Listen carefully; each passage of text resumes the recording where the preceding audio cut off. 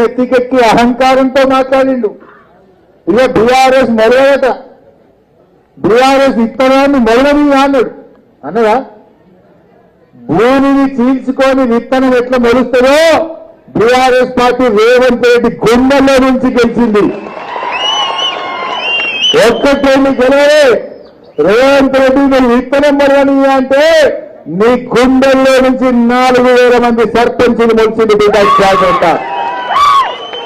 ఒక్కరి ఇద్దరు 4,000 గెలిచిండు.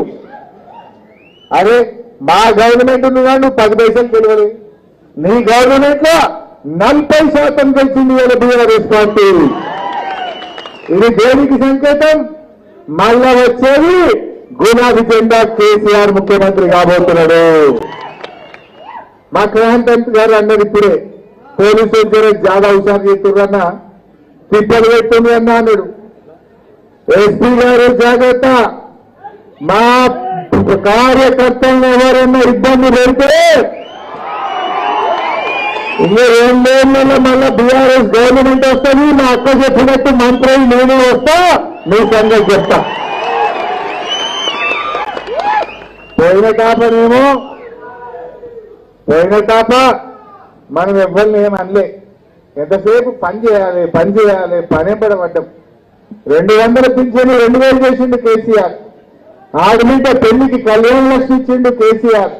కాంపుకు పోతే కేసీఆర్ కిట్టిచ్చిండు. రైతు బంధు ఎకరానికి 10,000 రూపాయలు ఇచ్చిండు. రైతు చనిపోతే 5 లక్షల రూపాయలు ఇంటికే పంపించిండు మన కేసీఆర్. ఇట్లా ఎన్నో పనులు చేసిండు.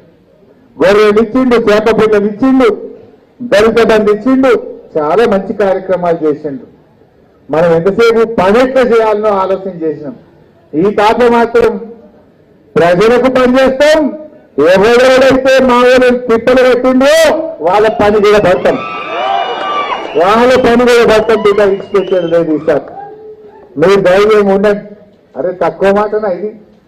పోలీసులను పెట్టినా, పైసలు వంచినా, మద్యాన్ని గాడించినా మా అందరిలో 72 మంది సర్పంచులు గెలిచింది ఇలా అద్భుతమైన విజయాన్ని సాధించింది.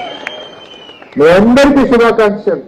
అంతా బక్కపరిచిన వాళ్ళు, పేదోళ్ళు, పైసలు లేవు కానీ ప్రజల హృదయాల్లో మంచి పేరుంది కనుక నేను అందరూ గెలిచాను. కాబట్టి కొంతమంది తమ్ముళ్ళు ఓడిపోయింది, వాళ్ళు కూడా బాధపడాల్సిన అవసరం లేదు.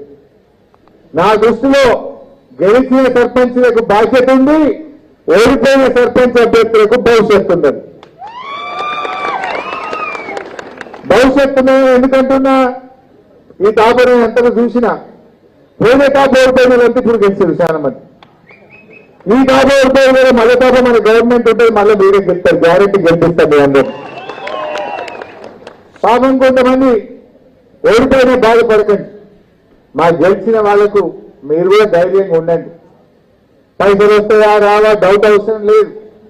కేసీఆర్ ఉండగా ఒక మంచి పని చేసిండు. 15వ ఆర్థిక సంఘం నుంచి వచ్చే డబ్బులు రూపాయికి 85 పైసలు డైరెక్ట్ గా సర్పంచ్ అకౌంట్లకు పంపించే నిర్ణయం ఆనాడు మనం తీసుకున్నాం. రేవంత్ రెడ్డి ఆపలేడు, నా మోడీ గారు ఆపలేరు. మీకు డైరెక్ట్ గా మీ అకౌంట్ లోనే డబ్బులు వచ్చి పడతాయి. మీ ఊర్లో మంచి చెడు చేసే అధికారం మీకే ఉంటది. మీరెవరు భయపడాల్సినటువంటి అవసరం లేదు. రెండవది, ఇలా ఈ చెక్ పవర్ ఎవరికి ఉంటుంది? నా ఎమ్మెల్యేకి ఉండదు, ముఖ్యమంత్రికి ఉండదు, ప్రధానమంత్రికి ఉండదు. ఇవాళ రాజకీయ ప్రజా ప్రతినిధుల్లో చెక్ పవర్ అంటూ ఎవరికైనా ఉన్నదంటే అయితే భారత రాష్ట్రపతికే ఉంటుంది, తప్పితే మా సర్పంచ్ గారికే చెక్ పవర్ ఉంటుంది. మీరంతా పవర్ఫుల్, మీరు మంచిగా పనిచేయండి. ఒక్కటే సూచన నాది, గెలిచినాక జర మాట మారొద్దు, అంగిలాగు మారొద్దు. నిన్న ఎలాకెట్టున్నారో రేపు కూడా కట్టే ఉండాలి. ఓట్లప్పుడు అందరి దగ్గర పోయి దండం పెట్టామా లేదా? పెట్టాం కదా 2 3 సార్లు. ఇప్పుడు కూడా గట్లే ఉండాలి. గట్లుంటేనే మంచి పేరు వస్తుంది. ఏమనుకోవద్దు, ఏముంటాయి 3-4 పనులు. పొద్దుగాల బరాబర్ టైం మీద నల్ల నీళ్ళు వస్తున్నాయా లేవా? నల్లలు పెట్టాయని మంచిగా పనిచేసి అందరికీ సరిపోయే నీళ్లు ఇస్తుందా లేదా చూసుకోండి.